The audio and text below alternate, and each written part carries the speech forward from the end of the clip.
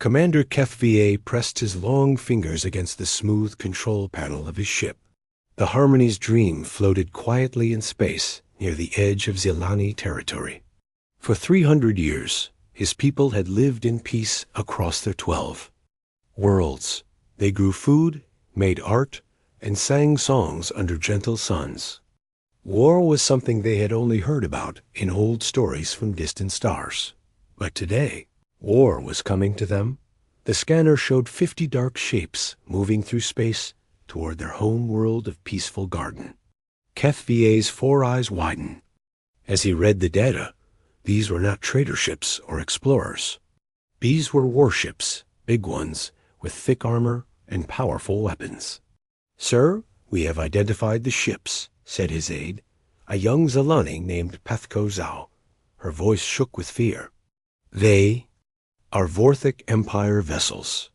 War leader Thaxmor commands the fleet." HFY felt his heart sink. Every peaceful species in this part of the galaxy knew about the Vorthic Empire. They swept from world to world, taking what they wanted and making slaves of anyone who survived. Entire civilizations had simply vanished after the Vorthic visited them. How long until they reached peaceful garden? HFY asked. 2 days at their current speed, Pathko replied. HFY looked at his reflection in the dark screen. His people were plant-eaters who had never built a single weapon. Their ships were designed for science and trade, not fighting. The strongest weapon on any Zilani vessel was a mining laser meant for cutting through asteroids. What could they do against 50 warships? "Send a message to all Zilani worlds," HFY ordered. "Tell them what comes. Tell them to prepare their people." But prepare for what? They had no soldiers, no guns, no shields that could stop Vorthic weapons. Some families might hide in the deep caves, but the Vorthic would find them eventually. They always did. As Pathko sent the warning messages, HFY stared at the approaching fleet on his screen. In 2 days, everything his people had built over centuries would be gone. Their beautiful cities, their peaceful way of life, their very freedom would end. Unless. "Pathko, can our communication system reach beyond Zilani space?" The young aide checked her instruments. "Yes, sir, but not very far. Maybe 10 star systems at most." "That will have to be enough," HFY said. He had heard traders speak of other species who sometimes helped those in need. Most civilizations minded their own business, but perhaps someone would listen. Perhaps someone would care that a peaceful people were about to be destroyed. HFY activated the ship's strongest transmitter. He set it to broadcast on all frequencies. In every language, the Zilani had learned from their contact with traders and explorers. "This is Commander HFY of the Zilani Federation," he began, his voice carrying across the vast emptiness of space. "We are a peaceful people under attack. A large fleet of Vorthic warships approaches our home world. We have no weapons, no military, no way to defend ourselves." He paused, thinking of his wife and children back on peaceful garden. He thought of the millions of innocent Zilani who had never hurt anyone, who only wanted to live quiet lives, growing their gardens and creating beautiful things. "We have never asked for help before," HFY continued, "but now we must. If anyone can hear this message, if anyone has the power to help us, please respond. We are not asking for much. We do not expect anyone to fight our battles for us. We only ask for some assistance, perhaps a few ships to help drive away the attackers." HFY's voice grew softer as he spoke of what his people could offer in return. "We cannot pay with gold or weapons, for we have none. But we can offer food from our fertile worlds. We can share our art, our music, our knowledge of growing things. We can offer friendship to any who would be our friends." The message went out into the darkness, spreading from star to star. Most who received it deleted it quickly. The Vorthik Empire was too dangerous to anger. Others felt sorry for the Zelani, but had their own problems to worry about. The signal reached the Korthik homeworld, where military leaders laughed at the idea of peaceful plant eaters asking for help. It reached the Draconis systems, where cold-blooded reptilian minds calculated that the Zelani had nothing worth the risk of fighting the Vorthik. But the message also traveled to a small human patrol ship called the UES Carolina. Lieutenant Jake Morrison was alone on the night shift, monitoring communications while his crewmates slept. He was a young man from Earth's colony on New Austin, with short brown hair and tired eyes from many long shifts in space. Jake had been listening to routine patrol reports and shipping schedules when the desperate plea from Kethvi came through his speakers. The alien's voice was strange, with musical tones that reminded Jake of wind chimes, but the fear and sadness in it was something any human could understand. Jake sat up straight as he listened to the full message. 50 Vorthik warships against a defenseless people who had never hurt anyone. It reminded him of stories his grandfather told about bullies who picked on smaller kids. Except this was happening across entire star systems. Without hesitation, Jake began recording every detail of the transmission. He traced the signal back to its source and calculated the position of both the Zelani world and the approaching Vorthik fleet. Then he sent an urgent message to his captain and to Fleet Command. As Jake worked, the Harmony's dream continued to broadcast its plea into the void. Other Zelani ships had joined in, adding their voices to the call for help. But space remained silent in response. Kethvi did not know that his message had been heard. He did not know that somewhere in the darkness, a young human was making sure the right people learned about the Zelani's desperate situation. All Kethvi knew was that in less than 2 days, the Vorthik would arrive at Peaceful Garden. His people would face an enemy they could not fight, with no hope of victory. But sometimes hope comes from the most unexpected places. Lieutenant Jake Morrison's message reached Admiral Lisa Parker at 03:00 hour ship time. The Admiral was a hard woman with gray hair pulled back tight and scars on her hands from the Centauri Wars. She had been sleeping in her quarters aboard the U's Nevada when her aide woke her with news of the emergency transmission. "Play it again," Admiral Parker said, sitting on the edge of her bed as Jake's report filled her small cabin. She listened to the alien voice pleading for help, to the fear that came through, despite the strange musical language. Admiral Parker had heard of the Zelani from traders who visited human space. They were described as gentle beings who grew the most beautiful flowers in the galaxy. Some human colonies had even bought Zelani seeds that grew into plants, unlike anything found on Earth. "Ma'am, what are your orders?" asked Captain Danny Brooks, her chief of staff. Admiral Parker stood and began putting on her uniform. "Send a message to Fleet Command. Tell them we have a Code 7 situation." Captain Brooks looked surprised. "Code 7? Ma'am, that's for threats to human colonies, or allies. The Zelani aren't even part of our alliance." "They are now," Admiral Parker said firmly. "Anyone who asks for help from humanity becomes our responsibility. That's how we do things." Within an hour, the U-East Nevada was broadcasting on all human military frequencies. Admiral Parker's voice carried across human space with authority that made officers on dozens of ships stand at attention. "This is Admiral Parker, 5th Fleet Command. We have received a distress call from the Zelani Federation. They are a peaceful species under attack by a superior force. I am authorizing Protocol 7, full humanitarian fleet deployment." The response was immediate and overwhelming. On the human colony of New Austin, Captain Ben Walsh was loading supply ships when the call came in. He immediately ordered his entire engineering corps to prepare for deployment. "Load everything," he told his men. "Medical supplies, construction equipment, food, defensive systems. If they need help, we're going to give them help they'll never forget. Dr. Amy Rodriguez was working the night shift at the military hospital on Mars when she received her orders. She was a combat medic who had served in 3 different wars, but she had never seen anything like the mobilization that followed Admiral Parker's announcement. Within 6 hours, 15 fully equipped hospital ships were launching from human space, carrying enough medical supplies to treat the entire population of a planet. On the military base at Europa Station, Major Kate Brown coordinated the largest logistics operation in recent human history.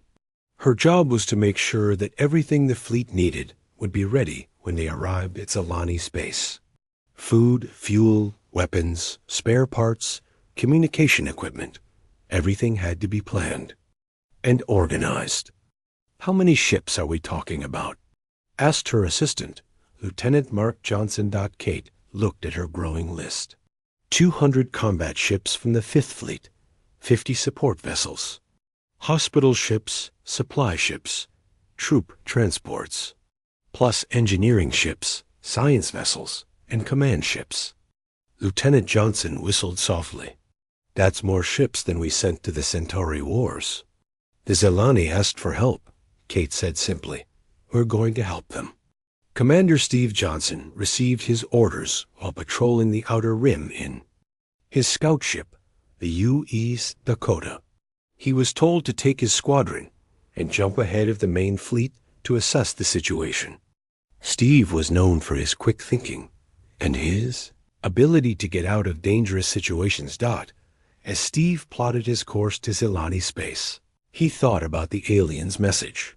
The Vorthic Empire was known throughout the galaxy as a dangerous enemy. They had more ships and bigger weapons than most civilizations could handle. But they had never faced humans before. Back on the Nevada, Admiral Parker met with her senior staff to plan their strategy.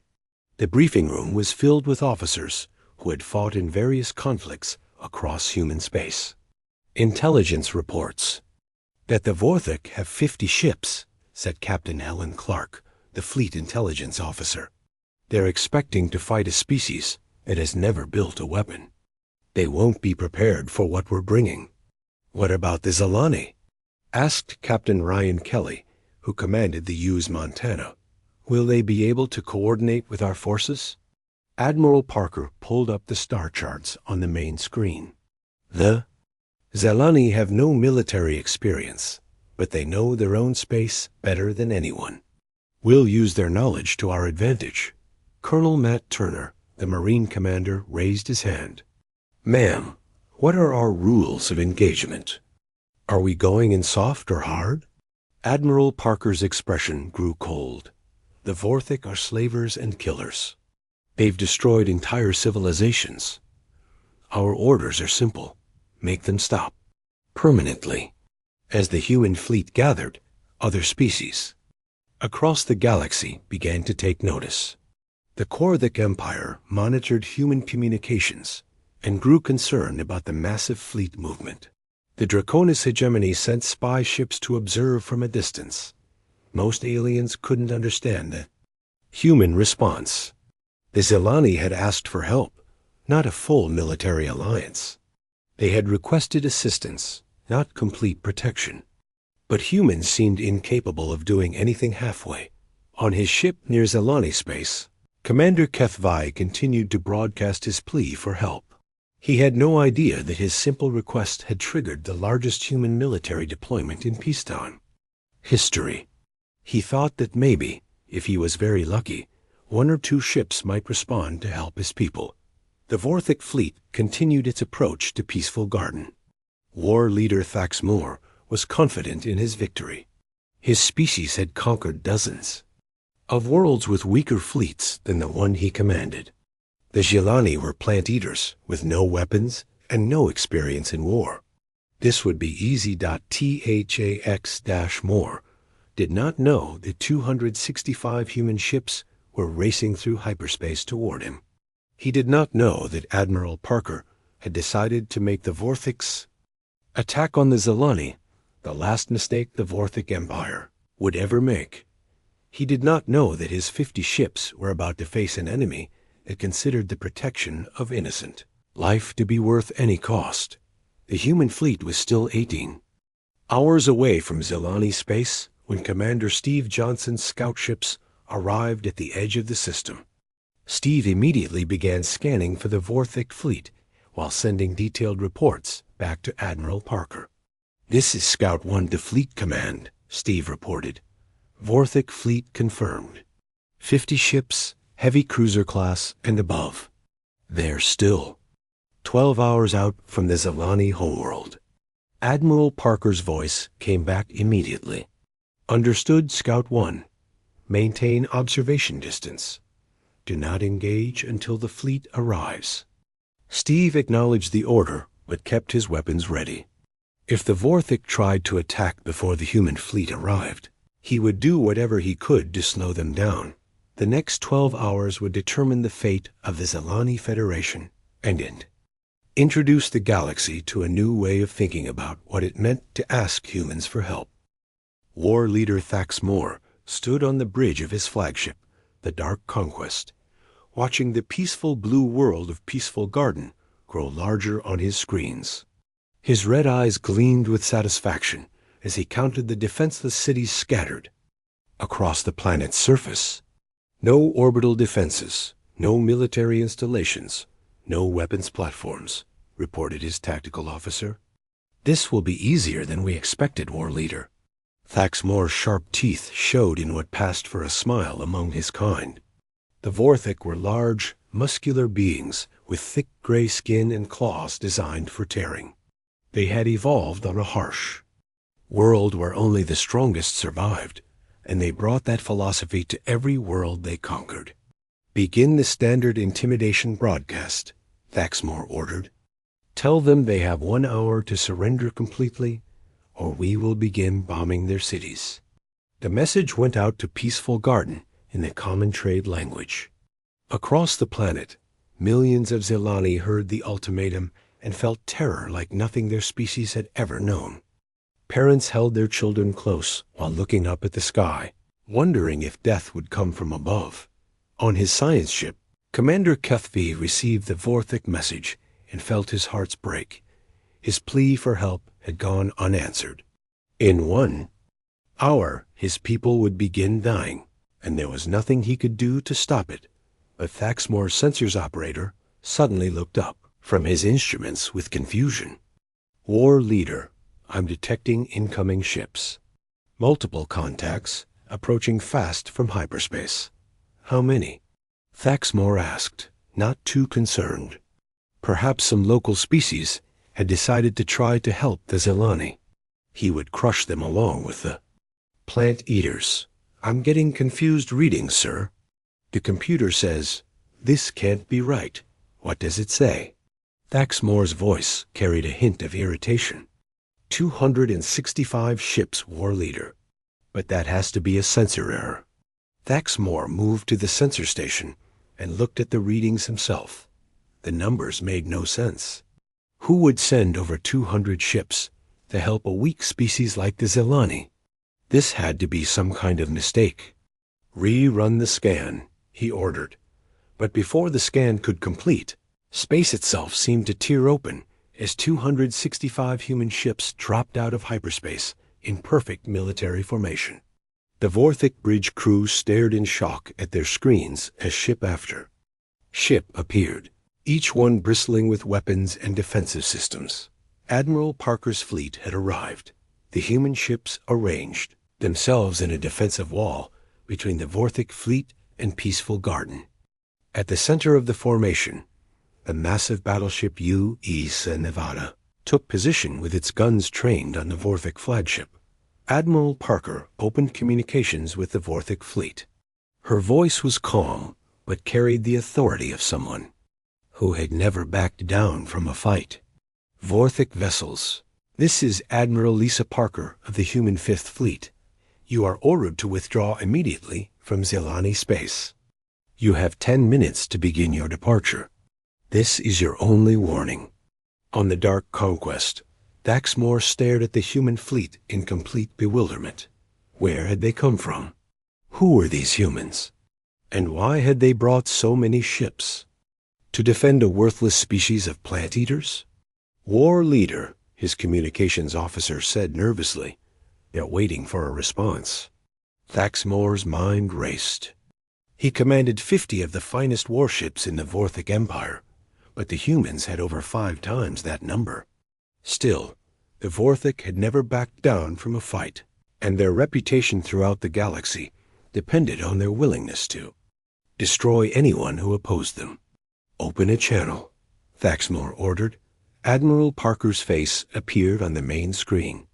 She was an older human female with gray hair and cold eyes that had seen too many battles. Daxmore tried to project strength and confidence as he spoke. I am War Leader Daxmore of the Vorthic Empire. We claim this system by right of conquest. The Zelane are weak and deserve to be enslaved. Take your ships and leave, or we will destroy you along with them. Admiral Parker's expression didn't change. You have 9 minutes. The channel closed. Daxmore turned to his tactical officer. Analysis. Can we win this fight? The tactical officer studied his readings for a long moment. Unknown, War Leader. We've never fought this species before. But they have superior numbers, and their ships appear to be heavily armed. We are Vorthic, Daxmore roared. We do not run from anyone. But even as he spoke, doubt crept into his mind. Why would anyone send such a massive fleet to protect the Zelane? What were these humans not telling him? On the Nevada, Admiral Parker watched the countdown timer. Captain Ryan Kelly of the Montana sent a private message to her command channel. Admiral, should we try to negotiate? They might be willing to leave if we let them save face. Negative, Admiral Parker replied. They came here to hurt innocent people. That's not something we negotiate about. Commander Steve Johnson, now flying escort for the main fleet, opened his own channel. Admiral, the Zelane ships are trying to communicate with us. They seem confused about why we're here. Admiral Parker had almost forgotten about the aliens they'd come to help. She opened a channel to Commander Kethvia's ship. Commander Kethvia, this is Admiral Parker of the human fleet. We received your call for help. Kethvia's musical voice came through the speakers, filled with amazement and confusion. Admiral Parker, we asked for assistance. Not this many ships. We did not expect such a response. Commander, when someone asks humans for help, we give them help. Now, please, move your ships to a safe distance while we handle this situation. As the 10-minute deadline approached, Daxmore made his decision. The Vorthic Empire had conquered 47 worlds by never showing weakness. If he backed down now, other species would think the Vorthic could be intimidated. All ships, attack. Formation, he ordered. Target the human flagship first. Show them what happens to those who stand against the Vorthic Empire. The Dark Conquest and 49 other Vorthic warships opened fire with everything they had. Energy beams and missile volleys streaked across space toward the human fleet. Admiral Parker watched the incoming fire with professional calm. Haul. Ships, defensive positions. Return fire. What happened next became known throughout the galaxy as the Battle of Peaceful Garden, though historians would argue it was too one-sided to be called a battle. The human fleet moved with precision that the Vorthic had never seen before. Every ship knew exactly where to go and what to do. Point defense systems shot down incoming missiles, while thick armor shrugged off energy beams that would have crippled other ships. The human return fire was devastating. Captain Ryan Kelly's Montana targeted 3 Vorthic ships simultaneously and destroyed all 3 with its first volley. The Dakota and her escort squadron picked off smaller Vorthic vessels with surgical precision. Within 5 minutes, 20 Vorthic ships were either destroyed or badly damaged. Thaxmore watched in horror as his fleet was systematically torn apart by an enemy that seemed to anticipate his every move. "War leader, we must retreat," his tactical officer shouted over the sound of alarms. "We've lost half our ships," but it was too late. The human fleet had surrounded the remaining Vorthek vessels. There would be no escape, no mercy for those who had come to enslave innocent people. The battle lasted exactly 17 minutes. When it was over, 37 Vorthek ships had been destroyed, and the remaining 13 were badly damaged and surrendering. The human fleet had suffered only minor damage to 2 vessels. War leader Thaxmore, his flagship crippled and his fleet scattered, could only stare in defeat at the human ships surrounding him. In all his years of conquest, he had never imagined such a complete and total loss. Admiral Parker's voice came over the communications channel one final time. "This is what happens when you threaten innocent people in human space. The Zelani are now under our protection. Tell your empire that this system is off limits. Forever." The silence after the battle was broken by Commander Kethvi's amazed voice over the communication channel. "Admiral Parker, the Vorthek fleet is destroyed. You ... you saved us all." Admiral Parker looked at the scattered remains of the enemy. "Ships floating in space. That's what we came here to do, Commander. But our job isn't finished yet." While the military ships secured the area, the human support fleet began operations that would change Zelani society forever. Dr. Amy Rodriguez, aboard the hospital ship Mercy, was the first to make contact with the Zelani civilians. "Commander, Keth VA, we're detecting millions of life signs on your planet who may need medical attention," Dr. Rodriguez said. "We'd like permission to send down medical teams to help anyone who was injured during the attack." Keth V was confused. "But, Admiral, no one was injured. The Vorthek never reached our planet." "We know," Dr. Rodriguez replied, "but we want to make sure. We also have medical supplies and equipment that might be useful to your people." What the Zelani didn't understand was that when humans offered medical help, they didn't just bring a few doctors and some basic supplies. Dr. Rodriguez had brought 15 complete hospital ships, each one carrying enough medical equipment to serve an entire planet. Within hours, human medical teams were setting up temporary hospitals in every major Zelani city. The Zelani watched in amazement as humans unloaded equipment they had never seen before. Machines that could heal injuries instantly, medicines that could cure diseases their doctors had never been able to treat. "This is too much," Kethvi said, as he watched the medical teams work. "We only asked for help with the Vorthek. We didn't ask for all this." Dr. Rodriguez smiled as she explained human medical philosophy. "Commander, when someone needs help, we don't just solve their immediate problem. We make sure they won't have that problem again. Your people have been living without proper medical care for centuries. Now you don't have to." Meanwhile, Captain Ben Walsh and his engineering corps were busy with their own mission. They had come to help repair any damage from the Vorthek attack, but since there was no damage, they decided to help in other ways. "Commander Kethvi," Captain Walsh said during a video call from his engineering ship, "we'd like to upgrade your planetary defense systems. We've noticed that your worlds have no protection against future attacks." "Captain Walsh, we are a peaceful people. We don't build weapons." "You don't have to build them," Walsh replied. "We'll build them for you. Automated defense platforms, shield generators, early warning systems. Everything you need to protect yourselves." The Zelani leader was overwhelmed. "But Captain, that would be very expensive. We cannot pay for such things." Captain Walsh laughed. "Commander, you're not paying for anything. This is what we do. We help people, and we do it right." Within days, human engineering teams were working on all 12 Zelani worlds. They installed defensive systems that could stop any fleet smaller. than the one that had just attacked. They built communication networks that could coordinate defense across the entire Zilani Federation. They even upgraded the Zilani's civilian infrastructure, giving them faster ships and better technology. Major Kate Brown coordinated the massive supply effort from her command ship. She had brought enough food, medicine, and equipment to supply the human fleet for months, but she quickly realized the Zilani needed help too. "Commander Kethvi," she said, "our supply ships are carrying enough food to feed your entire population for 2 years. We'd like to share it with your people." "Major Brown, that's very generous, but we grow our own food.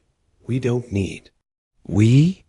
"No, you can grow food," Kate interrupted. "But we've analyzed your agricultural systems. We have seeds and farming equipment that could increase your crop yields by 300%. We also have preserved foods that could help you survive if anything ever happened to your crops." The human supply ships began delivering goods to every Zilani world. The Zilani watched in amazement as tons of supplies were unloaded in their cities. Not just food and medicine, but also art supplies, musical instruments, books, and entertainment systems. "Why are you giving us all this?" asked Pethko, Kethvia's young aide, as she watched human soldiers distributing gifts to Zilani children. Lieutenant Jake Morrison, the communications officer who had first heard their distress call, smiled as he handed a Zilani child a toy spaceship. "Because you asked for help.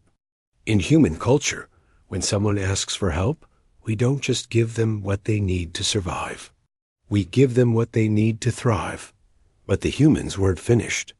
Colonel Matt Turner had a meeting with Admiral Parker about long-term security for the Zilani Federation. "Admiral, we can't just leave them here unprotected," Colonel Turner said. "The Vorthik will be back eventually, and there are other dangerous species in this part of the galaxy." Admiral Parker nodded. "What do you recommend, Colonel?" "Permanent human presence. Military bases on key worlds. Patrol fleets, joint training. Programs. We need to make it clear to everyone in the galaxy that the Zilani are under human protection." Within a week, construction began on 3 major human military bases in Zilani space. The largest base was built in orbit around Peaceful Garden, with enough ships and personnel to defend the entire Zilani Federation. Smaller bases were established on the outer worlds to provide early warning of any approaching threats. The Zilani watched all this activity with growing confusion and concern. They had asked for help with one problem, but the humans seemed determined to solve every problem the Zilani might ever have. "Admiral Parker," Commander Kethva said during a diplomatic meeting, "we are grateful for your help, but this is more than we asked for. We requested assistance with the Vorthik, not a complete military alliance." Admiral Parker looked at the gentle alien leader with understanding. "Commander, I know this seems like a lot, but humans have a saying, if you're going to do something, do it right. We can't just drive away the Vorthik and leave you defenseless against the next threat." "But what if we don't want to be defended? What if we prefer to remain neutral?" "That's your choice," Admiral Parker said. "But neutrality only works if everyone respects it. The Vorthik didn't respect your neutrality. Neither will the next species that decides your worlds look easy to conquer." Diplomat Helen Clark, who had arrived with the second wave of human ships, had a different perspective to offer. "Commander, we're not here to control your people or change your way of life. We're here to make sure you have the freedom to choose how you want to live." As the days passed, the scale of the human commitment became clear. They weren't just helping the Zilani recover from the Vorthik threat.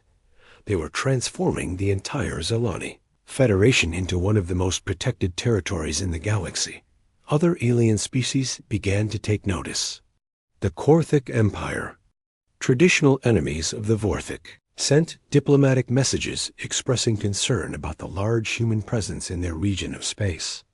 The Draconis hegemony deployed spy ships to monitor human activities, but the most surprised observers were the Zelani themselves. They had sent out a simple plea for help, expecting perhaps one or two ships to respond. Instead, they had received protection, medical care, advanced technology, and a military alliance with one of the galaxy's most powerful species. "I don't understand humans," Pethkeo said as she watched construction crews building a new hospital in the capital city. "We asked for help, and they gave us everything." Commander HFY watched the busy human workers and wondered if his people would ever understand their strange new allies. "Perhaps," he said quietly, "that's what makes them so dangerous to their enemies and so valuable to their friends." 6 months after the battle, Commander HFY stood on the observation deck of Starbase Harmony, the massive human military installation that now orbited his homeworld. Through the wide windows, he could see human ships coming and going, maintaining constant patrols throughout Zelani space. The starbase was larger than most Zelani cities. It housed 30,000 human personnel and served as the headquarters for what the humans called the Human Zelani Defense Force. Admiral Parker had moved her flag here, making it clear that the human commitment to protecting the Zelani was permanent. "Still can't believe it, can you?" asked Captain Jake Morrison, who now served as the base's communications officer. He had been promoted after his role in first receiving the Zelani distress call. HFY turned to look at the young human. "We asked for help with one fleet of attackers. You brought us the largest military base in this sector of the galaxy." Jake smiled. "That's humans for you. We don't do anything halfway." The changes to Zelani society had been dramatic. Every world now had human-built hospitals providing medical care and had extended Zelani lifespans by decades. Agricultural improvements had ended hunger across the Federation. New communication systems allowed instant contact between all 12 worlds. But the most significant change was psychological.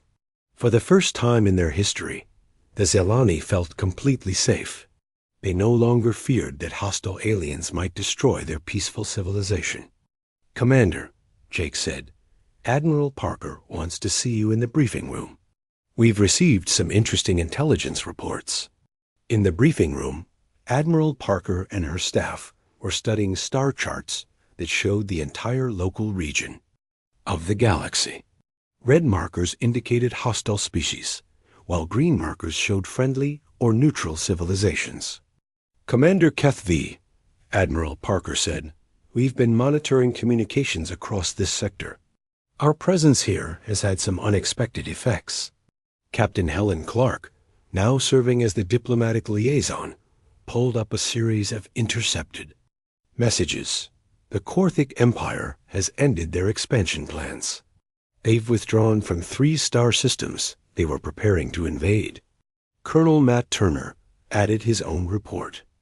"The Draconis hegemony has opened peace negotiations with the Altarian Republic. They're discussing trade agreements instead of conquest." Admiral Parker pointed to the star chart. "Word has spread throughout the galaxy about what happened here. Other aggressive species are reconsidering their plans. They've learned that attacking peaceful civilizations might bring human retaliation." HFY studied the information with amazement. "You mean our request for help has changed the balance of power across multiple star systems?"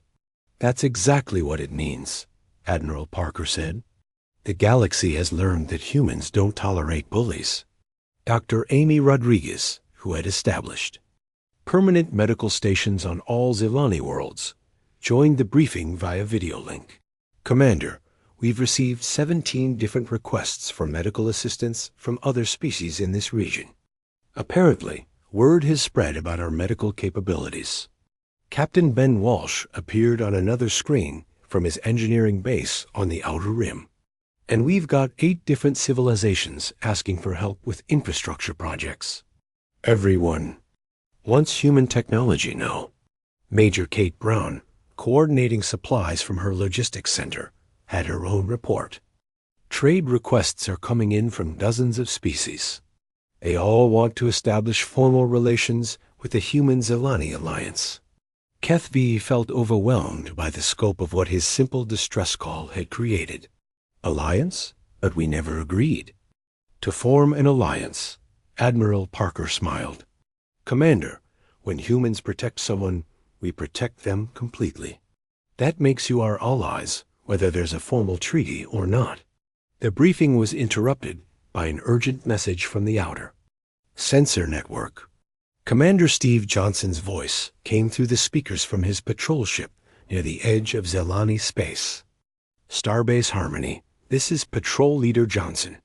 We have a situation developing.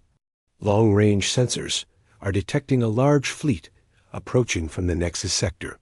Admiral Parker immediately activated the base's alert systems. How large, Commander? Approximately 80 ships, Admiral. They're flying hegemony markers, but the formation looks aggressive. The Draconis hegemony had been one of the most feared military powers in the region before the humans arrived. If they were approaching with 80 ships, they might be testing. Human resolve. All patrol fleets return to base immediately, Admiral Parker ordered. Activate all defensive systems. Commander Kethvi, please have your people move to secure locations. But Kethvi surprised everyone by shaking his head. Admiral, with respect, my people will not hide. If there is to be another battle, we want to watch. We want to see what happens when someone challenges our protectors.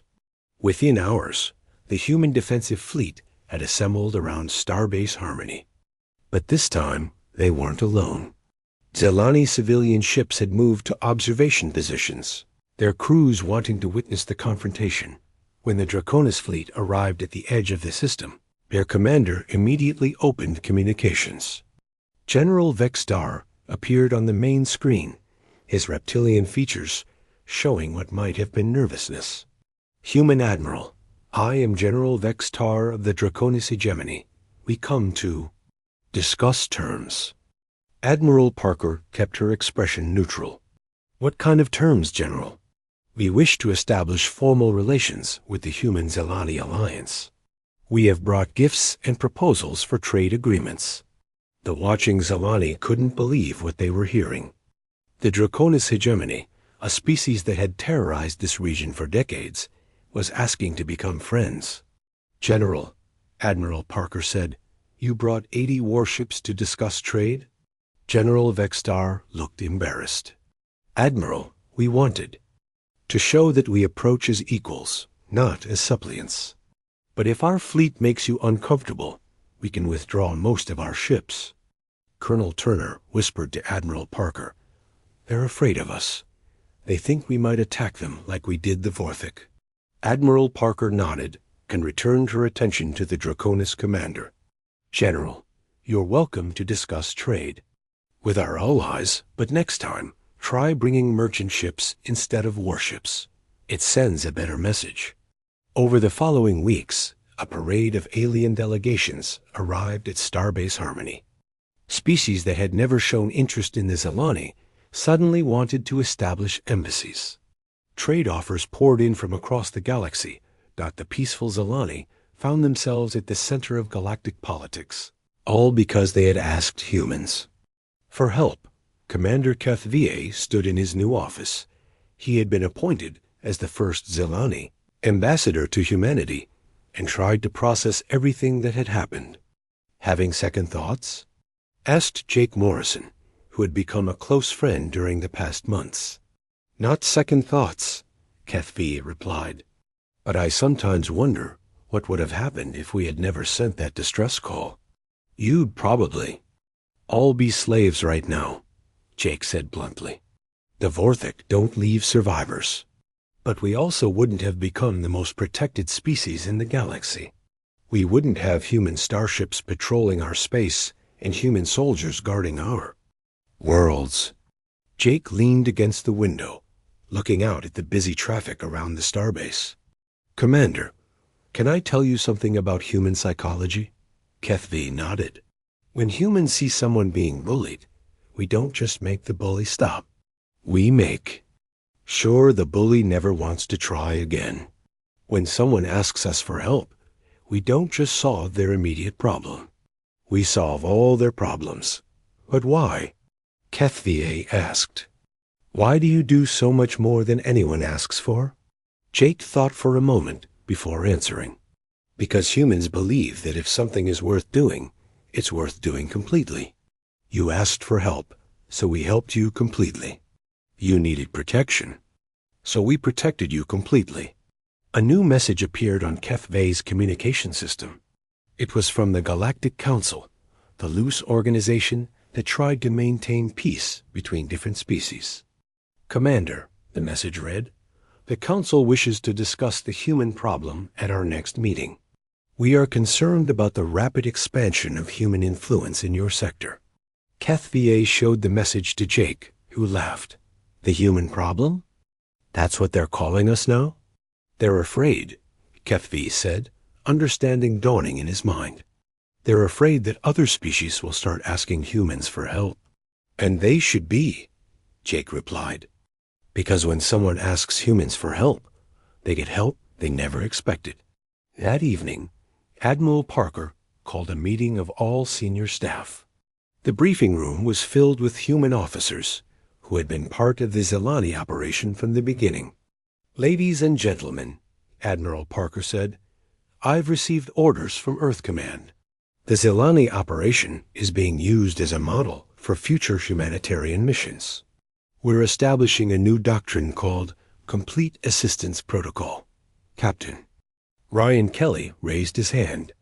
Admiral, what exactly does that mean? It means that when humans respond to a distress call, we don't just solve the immediate crisis. We solve the underlying problems that cause the crisis. We make sure it never happens again. Dr. Rodriguez joined the meeting via video link. Admiral, we've already received 12 more requests for help from different species. Word is spreading that humans actually respond when people ask for assistance. And that's exactly what we want, Admiral Parker said.